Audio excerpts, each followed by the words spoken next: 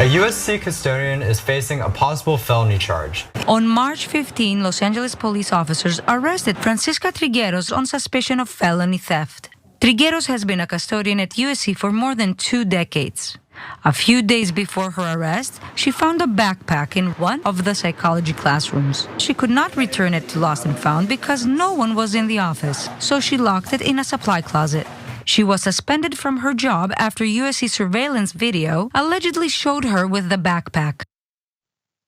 Story out of the University of Southern California, where, as you saw there, this woman was arrested on suspicion of stealing a backpack that was left behind in a classroom. Now, ever since then, students and some faculty at the university are rallying behind her and wondered if she's being treated this way because of her position, and if it was someone else, if they'd be treated the same way. Watch this part.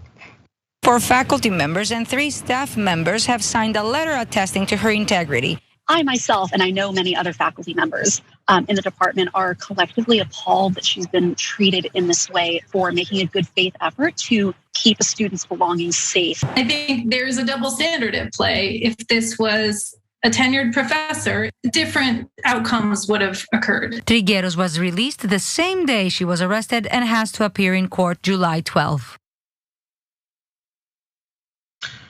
So at least there's some rallying going around behind her.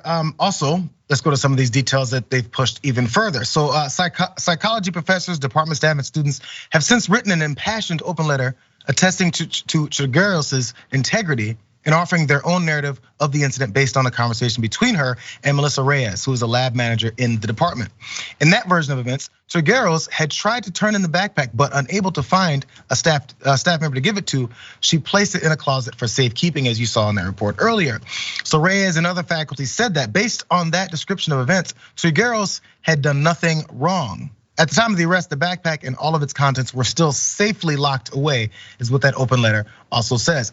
Also, more in that open letter, there was a few questions that they did ask of USC administration. And I mentioned how USC administration, at least when I was there, this kind of matches. But they asked, why was Francisca not first asked by her Aramark supervisors or by DPS, which is the Department of Public Safety there, based at the USC police, about the missing backpack in question before she was arrested by the LAPD? More broadly, is it possible for any USC employee, contractor or student to be arrested on campus without first being made aware that they are a person of interest in a case? Could a tenured faculty member, for example, find themselves in a similar position? So that letter was in support of this woman who maybe was rushed. But let's go down to this last few graphics here. Graphic number 2 of what the LAPD is now not doing, even though this information seems to be something that's a little bit more nuanced than they thought at first. So as of Friday, those involved in Trigueros' arrest and firing are not backing down. Captain Kelly Muniz, who's an LAPD spokeswoman, said that the detectives who investigate all potential felonies on campus reviewed surveillance footage of the incident, determined that she had committed felony theft, and presented the case to prosecutors for consideration. And Muniz would not say what was captured on the video or provide any other details of the investigation. So it looks a little bit weird from that point of view. I'm totally open to you wanting to completely adjudicate this process. I'm curious as what the student, David, what that student who lost their backpack, what they think of this situation after they got their full contents back, after the lost and found had no one there, and what they expected her to do instead. Yeah, that student probably thinks that Trigueros should get some sort of reward. I mean, if that was my backpack, I'd be like thrilled. Oh my God, you put it someplace safe?